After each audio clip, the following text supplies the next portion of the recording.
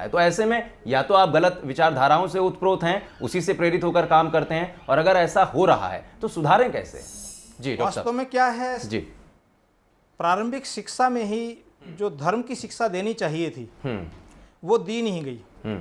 धर्म की शिक्षा को कहा गया कि धर्म समझाया जाए, तो हमारे राजनीतिक लोगों ने प्रारंभ में समझा कि ये सेक्युलर एंटी सेक्युलर वाली बात आ जाएगी इसमें। हमारे देश के अंदर भिन्न भिन्न धर्म के अनुयायी रहते हैं। यहाँ इस्लाम को मानने वाले भी हैं, चर्च को मानने वाले ईसाई लोग भी हैं, पारसी हैं, यहूदी हैं जी।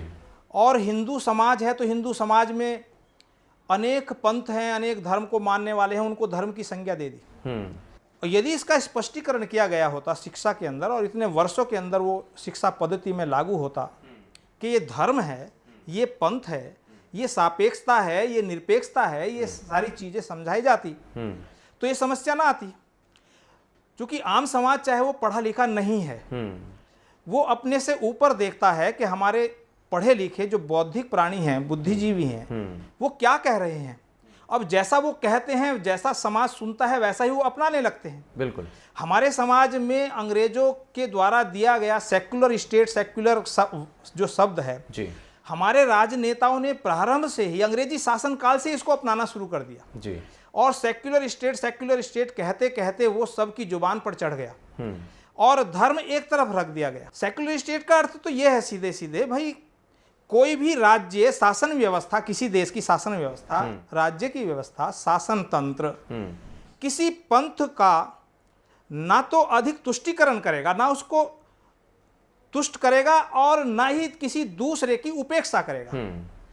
अर्थ क्या है, कई पंथ के अनुयायी हमारे देश के अंदर रहते हैं, जैसे मैंने कहा यहाँ जैन भी हैं, शैव भी हैं, इस्लाम को मानने वाले भी हैं, ईसाई हैं। सबके हिसाब को देखते हुए कि वे किसी की तुष्टिकरण नहीं करेंगे और किसी की उपेक्षा भी नहीं करेंगे जी। तो हम समान भाव लेकर के शासन तंत्र चलाएंगे सबके प्रति। तो इसको कहते हैं पंथ निरपेक्षता। और जब पंथ सापेक्षता होती है, किसी पंथ विशेष के प्रति ज्यादा तुष्टिकरण करते हैं, उसके प्रति ज्यादा लगाव रख करके हम नीतियां निर्धारित करते हैं और दूसरों को इग्नोर करते हैं, उनकी उपेक्षा करते हैं, तो ये जो है उस पंथ के प्रति सापेक्षता हो जाएगी। तो हमारा जो स्टेट है, हमारा जो देश है, वो पंथ निरपेक्ष है। पंथ सापेक्ष स्टेट नहीं है।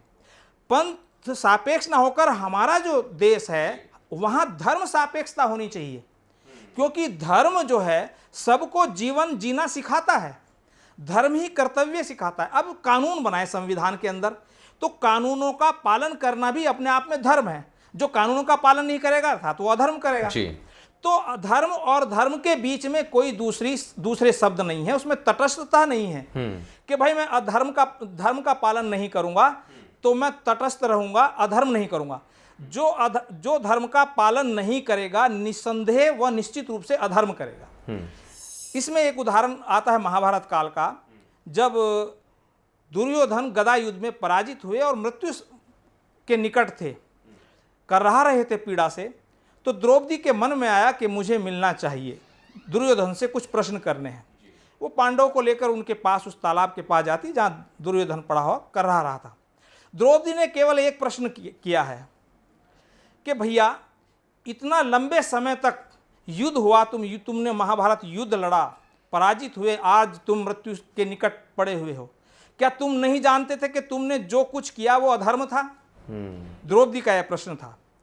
जीवन भर तुमने हमको सताया, हमारे प्रति अधर्म का काम किया, तुम जानते नहीं थे जी। तो दुर्योधन ने एक श्लोक पढ़ा, उन्होंने कहा जानामि धर्मम नच में प्रवृत्ति, जानामि अधर्मम नच में निर्वृत्ति। मैं धर्म और अधर्म दोनों को जानता हूं, धर्म को भी जानता हूं, लेकिन मेरी प्रवृत्ति उसमें नहीं है, मैं धर्म के कार्यों में नहीं लग पाता। अधर्म को भी जानता हूं, लेकिन मुझे अधर्म के कार्य करने में ही मजा आता है, मेरी उसमें प्रवृत्ति है। इस कारण से मैं ऐसा करता चला गया।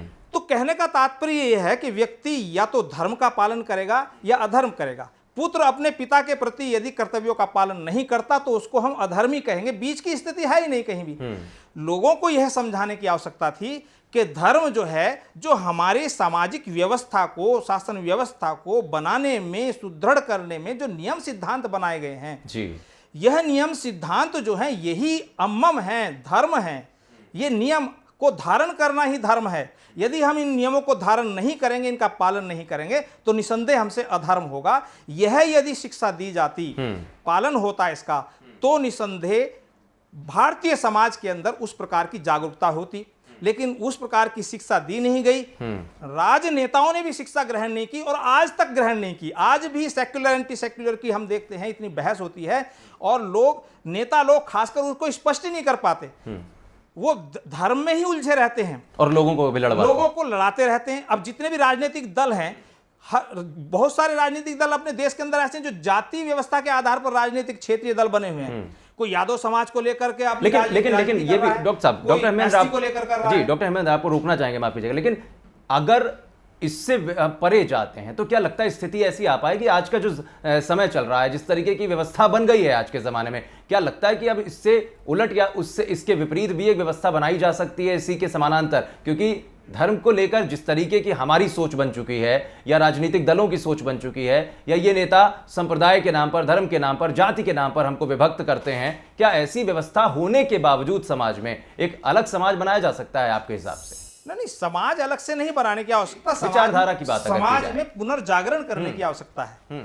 जो हमारे पास नियम सिद्धांत पहले से बने हुए हैं और जो सिद्धांत इस धरती के पुत्रों ने दिए हैं प्राचीन काल में, इनके पूर्वजों ने, ऋषि मुनियों ने दिए हैं, माने जिसको हम हिंदू समाज कहते हैं, हिंदू समाज के पूर्वजों ने, ऋषि मुनियों ने जो सिद्धांत दिए हैं, नियम दिए हैं, वो धर्म है। इसीलिए हम इसको हिंदू धर्म कहते हैं। और सभी मानव जाति के कल्याण के लिए ये धर्म नियम बनाए गए हैं, इसलिए इसको मानव धर्म भी कहा है। और वैज्ञानिक पद्धति से ये नियम बनाए गए हैं, कसौटी पर कसे गए हैं, इसलिए इसको वैज्ञानिक धर्म भी कहते हैं। हमारे स्वामी विवेकानंद जी ने शिकागो में जाकर धर्म की परिभाषा और हिंदू धर्म को बहुत स्पष्ट किया है कि हिंदू धर्म ही दुनिया का वैज्ञानिक धर्म है, मानव धर्म है। हम तो चींटी तक का ध्यान रखते हैं, चींटी को भी आटा खिलाते हैं। हम जो डसने वाला जहरीला सांप है उसको भी नाग पंचमी के दिन दूध पिलाते हैं। हम तो पीपल को भी जल देते हैं, वो वृक्ष है, ऑक्सीजन देता है, प्राणवायु देता है, उसकी भी हमने चिंता की। माने जड़ चेतन की भी हमने चिंता की है, केवल मानव जाति की नहीं, संपूर्ण मानव के कल्याण के लिए व्यवस्था के निमित्त कुछ नियम बनाए हैं, वो हमारे धर्म है। उन धर्म का पालन सबको करना चाहिए।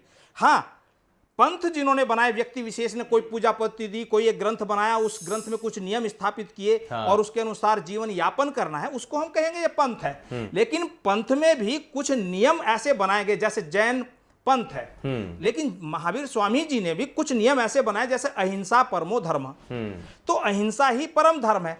तो कुछ नियम उनके भी धर्म का रूप ले गए, तो सबके कल्याण के लिए हैं। ऐसे इस्लाम के अंदर भी कुछ ऐसे नियम बनाए हैं जो धर्म का रूप ले चुके हैं। बिल्कुल। तो इस प्रकार से हमारा मान्यता यह है कि धर्म को स्पष्ट करना चाहिए और धर्म ये स्पष्ट होता रहा। राजनीति के अंदर स्पष्ट नहीं है, जबकि संविधान के अंदर शायद 42वां संशोधन हुआ है, उसके अंदर पंथ निरपेक्ष शब्द का उपयोग किया गया कि भारत एक पंथ निरपेक्ष राष्ट्र है। चलिए, संवैधानिक रूप से भी इसको जब संशोधित किया गया तो आखिर अब जरूरत इस बात की है कि हमें भी समझना चाहिए, अगर हमें कोई परिभाषा गलत बताता है या फिर हम तक वो परिभाषाएं नहीं समझ में आती, तो कहीं ना कहीं अब चूंकि संविधान में भी वो संशोधन हुआ है, इसलिए हमें इस बात को समझने की जरूरत है कि वाकई में हम धर्मनिरपेक्ष हैं या फिर हकीकत पंथ निरपेक्षता की है। रविंद्र सिंह जी, आपसे भी जानना चाहेंगे, शिक्षा के क्षेत्र में चूंकि आपने बहुत काम किए हैं समाज सेवा से जुड़े हुए, इसलिए आपसे जानना चाहेंगे जो शैक्षिक प्रणाली हमारी है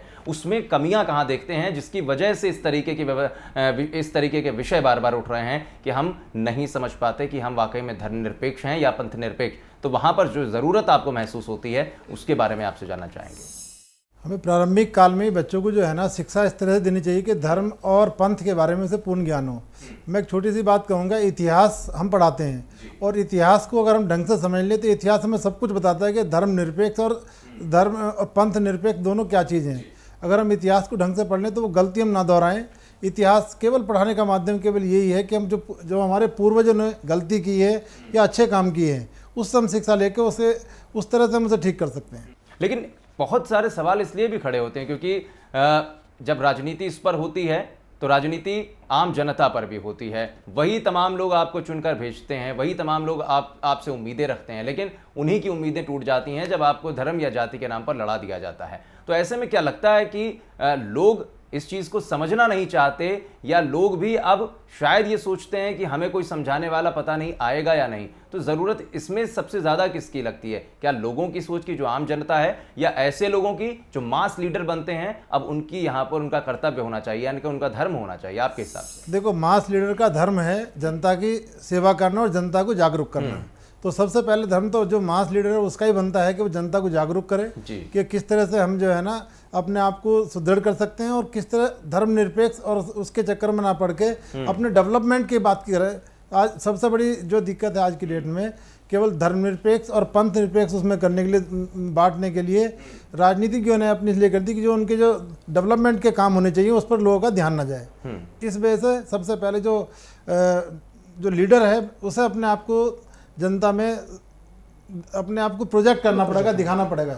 लेकिन डॉक्टर हेमंत, आपसे भी समझना चाहेंगे, ये जो विषय चला आ रहा है, क्योंकि एक दो दिन में ये इस तरीके के बदलाव हो जाएं ऐसा संभव नहीं, अतीत से चला आ रहा है। चाहे ईसा मसीह के बारे में लोग कहते हैं कि जब उन्होंने जनता के से जुड़े हुए मसलों को उठाया तो राजा ने उन्हें फांसी पर लटका दिया, और यहाँ तक कि उनके जो कब्रगाह है वहाँ पर धर्म विद्रोही उनको लिखा गया है। तो इस चीज़ को किस तरीके से समझे? जब वहाँ पर ये हाल था, उतने सालों पहले, उतने वर्षों पहले इस तरीके की चीज़ें थीं, तो आज एक ड्रास्टिकली अगर इसमें चेंज आए, इसके लिए किस तरीके से हम आगे बढ़े? यूरोप के देशों की नकल हमने संविधान बनाते समय जब की है तो उसमें त्रुटि आई है।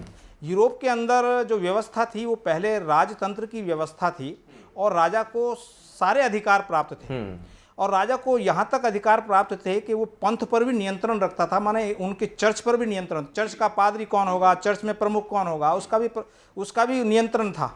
और वहीं से जो राजा था उसको राजा को ऐसी मान्यता दे दी कि यही गॉड है, यही ईश्वर है। तो ऐसी मान्यता देकर वहीं से ये त्रुटि आई है। वहाँ विखंडन हुआ है, यूरोप कई भागों में बट गया, अलग अलग चर्च, अलग अलग प्रकार की पूजा पद्धति, उनके आराधना, उपासना, उस कारण से उसकी जो हमने नकल की सेक्युलर स्टेट के रूप में, यहाँ हमारे यहाँ वो गलती हुई। हमारे यहाँ धर्म की स्थापना में नियम उपनियम पहले बन चुके थे, हमने अपने शास्त्रों का ज्ञान नहीं किया। हमारे राजनेताओं को और भी कोई ग्रंथ ना पढ़े, एक महाभारत पढ़ना चाहिए, और महाभारत भी पूरा ना पढ़ सकें तो महाभारत का भीष्म पर्व पढ़ना चाहिए। जब मृत्युशैया पर भीष्म पितामह पढ़े हैं, उन्होंने पूरी राजनीतिक शिक्षा दी है युधिष्ठिर को। धृतराष्ट्र ने महाभारत युद्ध के बाद युधिष्ठिर को शिक्षा दी है, राजा के कर्तव्य धर्म क्या है, वो उसका सारा पूरी स्थिति को समझाया है। तो हमारे इन राजनेताओं ने अपने ही ग्रंथ का अध्ययन करना चाहिए था, तो ध्यान में आता कि राजा के क्या क्या कर्तव्य हैं। राजा के लिए सबसे बड़ा धर्म प्रजा के लिए है, प्रजा का पालन करना। आज राजा स्वयं, जो MP MLA बने हैं, वो स्वयं अपना पालन पहले करते हैं, प्रजा की तरफ ध्यान बाद में देते हैं। तो राजा के जो कर्तव्य निश्चित किए गए हैं उनका अध्ययन करें, और उनका अध्ययन करेंगे तो उनका मन मस्तिष्क साफ होगा बिल्कुल, और वो जनता के प्रति जवाबदेह होंगे, और जनता उनको चुनकर भेज रही है। यहाँ राजतंत्र नहीं है, अपने देश के अंदर प्रतिनिधित्व तंत्र है, और जनता प्रतिनिधि चुनकर भेजती है। तो जनता के प्रति इन MP MLA जो आज राजा बने हुए हैं, इनकी ड्यूटी, इनके कर्तव्य, उस धर्म का वो पालन करें, और उस धर्म का पालन तब करेंगे जब उसके प्रति वो जानेंगे, जागरूक होंगे, समझेंगे, उसका ज्ञान उनको प्राप्त होगा। वो केवल सत्ता प्राप्ति के लिए, कुर्सी लेने के लिए केवल, और समाज को कई कई भागों में बांट करके तब वो अपनी राजनीतिक रोटियां सेकते हैं, यह पूरे देश के हित में नहीं है। समाज में विघटन होता है। आज जो राजनीति हो रही, माने हिंदू, मुस्लिम और सिख ईसाई के आधार पर जो राजनीति कर रहे हैं, इनके नारे दे देकर राजनीति कर रहे हैं, इससे नीचे भी जा रही है राजनीति विघटन होते हुए। जातीयता के आधार पर राजनीति हो रही है, माने जातीयता के आधार पर आप बिहार के अंदर राजनीति करें, उत्तर प्रदेश में राजनीति करें, जाति के आधार पर राजनीति करें, वो तो एंटी सेक्युलर नहीं है, वो सेक्युलर है। और यदि कोई पंथ के हिसाब से राजनीति करता है तो वो एंटी सेक्युलर है।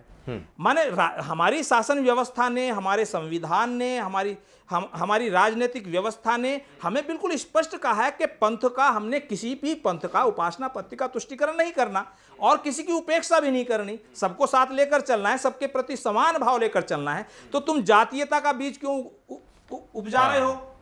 माने जातीयता का बीज उपजा करके और समाज के अंदर विघटन का विकेंद्रीकरण करते चले जा रहे हो, तो यह स्थिति बहुत घातक है हमारे समाज के अंदर। चलिए, और समाज को भी समझना चाहिए। बिल्कुल, ये समाज को भी समझना चाहिए जो डॉक्टर हेमेंद्र कह रहे हैं यहाँ पर, और वो समझाने की पूरी कोशिश की उन्होंने बारीकी से कि आखिर धर्म निरपेक्षता और पंथ निरपेक्षता का क्या मूल अंतर है, हम किस तरफ बढ़ रहे हैं, हमारी विचारधारा किस तरफ बढ़ रही है, हमें धर्म निरपेक्षता की तरफ सोचना चाहिए या वाकई में हम पंथ निरपेक्षता की एक चादर तले कहीं ना कहीं अपने जीवन को जी रहे हैं। लेकिन रविंद्र जी, आपसे भी एक बहुत ही संक्षेप में कमेंट कर जाना चाहेंगे। जिस तरीके की व्यवस्था की बार बार हम बात इसलिए करते हैं क्योंकि जातीय व्यवस्था को लेकर सवाल खड़े किए जाते हैं और राजनीति होती है, और ऐसे में अगर राजनेताओं की जिम्मेदारी की बात आप या दोनों लोग आप मानते हैं, तो ऐसे में क्या वाकई में लगता है कि राजनेता अपनी राजनीति छोड़कर लोगों को समझाने के लिए निकल पाएंगे या अपने कर्तव्यों का पालन कर पाएंगे, क्योंकि उन्हें राजनीति भी करनी है? देखो, लोगों को जागरूक होना पड़ेगा और राजनेताओं को भी चीज़ छोड़नी पड़ेगी। आज नहीं तो कल आने वाला समय जो है, लोग बाग उस चीज़ को समझ रहे हैं कि हमें क्या करना है, और डेवलपमेंट की बात करनी पड़ेगी। जाति में हमें नहीं बंटना है और ना बटेंगे आगे। लेकिन बिल्कुल, जाति में हमें बंटना नहीं है, हमें संप्रदाय में नहीं बंटना है। अगर हम एक देश की बात करते हैं, एक राज्य की बात करते हैं और सभी धर्मों की या सभी पंथों की बात करते हैं, हमें एक साथ चलना है। अगर एक साथ चलेंगे, यूनाइट चलेंगे, हो सकता है कि विश्व में हमारी जो शक्ति है और ज़्यादा मजबूत हो और ज़्यादा बेहतर हो। आप दोनों खास मेहमानों का बहुत बहुत शुक्रिया इस पूरे विषय पर, इस बेबाकी से जो आपने राय रखी है अपनी, बहुत बहुत शुक्रिया आपका। तो फिलहाल आज हमने समझने की धर्म निरपेक्षता और पंथ निरपेक्षता के अंतर को कोशिश की है यहाँ पर, और उम्मीद करते हैं कि आप तक भी ये विषय पूरी तरीके से पहुँचा होगा। तो आप इसी विषय के साथ आपसे आज के लिए इजाज़त लेंगे, लेकिन और भी तमाम विषयों के साथ फिर हाजिर होंगे अपने खास मेहमानों के साथ। तब तक के लिए आप बने रहिए हमारे साथ और देखते रहिए समस्या और समाधान।